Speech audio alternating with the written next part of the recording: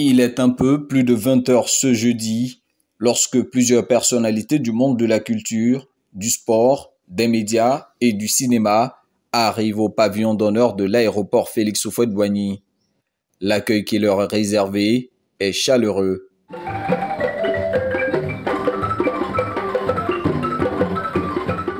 La joie de revenir à Abidjan pour la plupart d'entre eux, surtout quand il s'agit d'une cause humanitaire, celle de participer au 8e dîner de gala de la Fondation Children of Africa, visant à mobiliser des fonds pour réaliser des actions sociales. C'est pas ma première fois et c'est toujours avec un grand plaisir que je reviens à Abidjan. Avec la situation sanitaire, c'était très difficile de venir voir le résultat.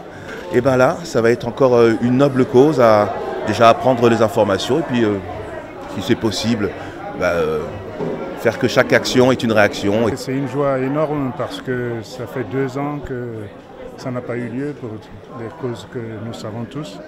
Et c'est bien que les choses repartent et c'est bien de revenir au pays pour ça. On parle du présent et de l'avenir du continent. Donc c'est vraiment important. Ce n'est pas une œuvre de plus, une action de plus. C'est l'action qu'il faut pour garantir l'avenir de la Côte d'Ivoire. Ma perception de toutes les œuvres caritatives et toutes les aides qu'on peut apporter aux enfants a complètement changé parce que j'ai un enfant et j'ai encore plus de sensibilité de participer à ce qu'elle fait Madame Ouattara. Et je suis ici pour le Children of Africa de Madame Ouattara et c'est une fierté d'être à Abidjan après 3 ans de pandémie. On adore la Côte d'Ivoire, on adore les gens, ils sont super accueillants. Le 8e dîner de gala de la Fondation Children of Africa aura lieu dans la soirée de ce vendredi 11 mars.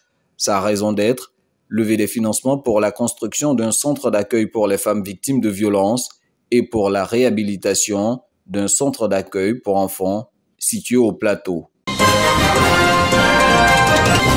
L'égalité de chance pour un avenir durable en Côte d'Ivoire. C'est le thème d'une conférence animée par la sénatrice Ntamé Emilienne Anikbo.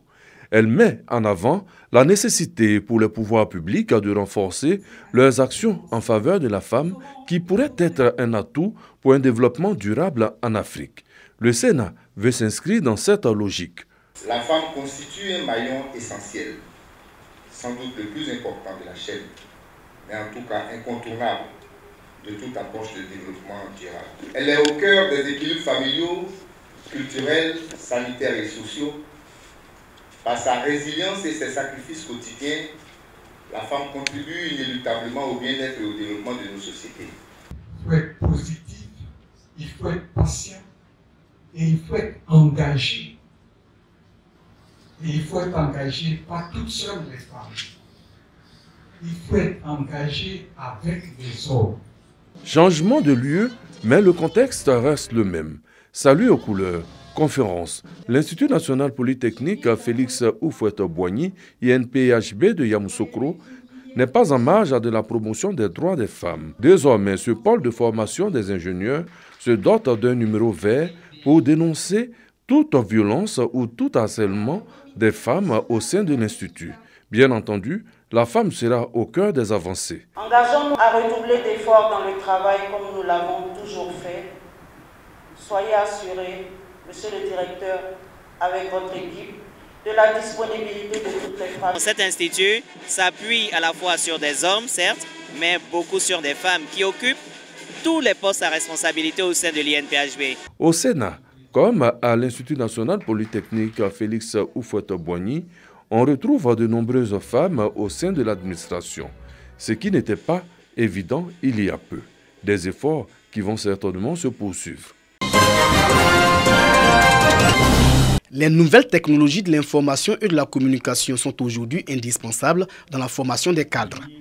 Le lycée scientifique de Yamoussoukro est désormais doté de 2 salles multimédia équipées d'ordinateurs et d'équipements de dernière génération. Un don de Moussa Kouyaté, un ancien élève du lycée scientifique. Par ce geste, le donateur veut accroître la capacité d'apprentissage des élèves.